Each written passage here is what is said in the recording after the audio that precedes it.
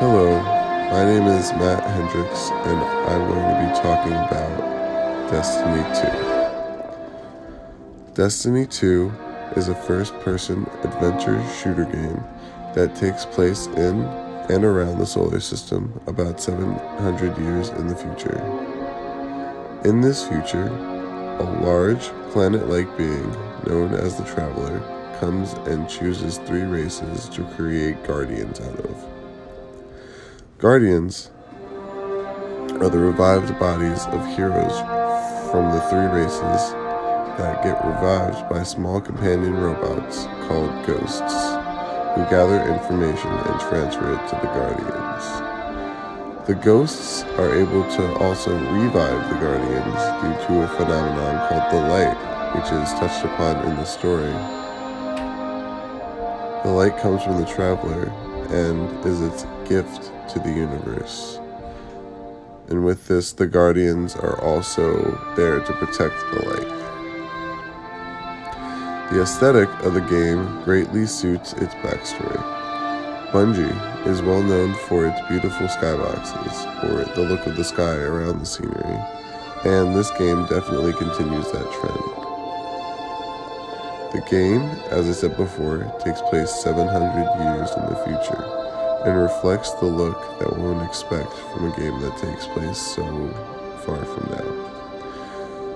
In it, there are spaceships and aliens, planets and moons that one can travel to and fight enemies on. There are 4 factions of enemies in the game.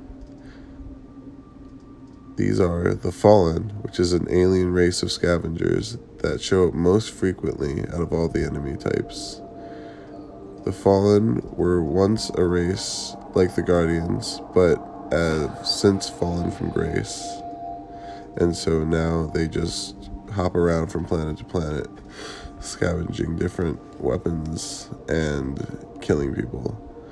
The Vex are a race of alien robots that are hell-bent on cementing themselves in reality by assimilating and terraforming planets. The Red Legion is a race of towering, brutish warmongers that value glory through war to anything else. And the Taken, which is less of a race than a hive mind created from an amalgamation of the 3 aforementioned factions that have been, as their name suggests, taken and brainwashed and changed. While each faction has clear aesthetic differences, the enemy types are very similar. Each faction has small peons, medium-strength soldiers, big brutes, and commanders, or super soldiers. With a few exceptions and slight mechanical changes involving critical hit points, the types of units remain pretty similar, so one knows what they are getting into when they encounter certain unit types.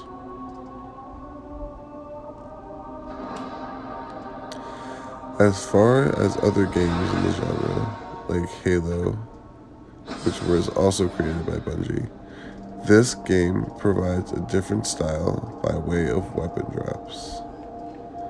A lot of first-person shooters lock weapons until a player reaches a certain level or completes a challenge, giving little leeway by allowing a character to pick up weapons from fallen enemies.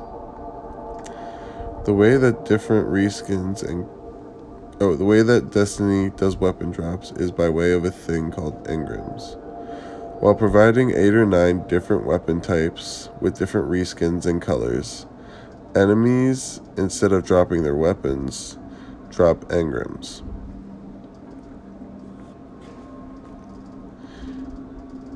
These will either outright drop a weapon of a certain rarity, or, in the case of coded engrams, drop an engram that can't be seen, but when brought to an NPC, can be decoded for rare items. This system, as well as some class powers, help provide a different gaming experience that, when coupled with the aesthetics of the game, make it a very interesting gaming experience.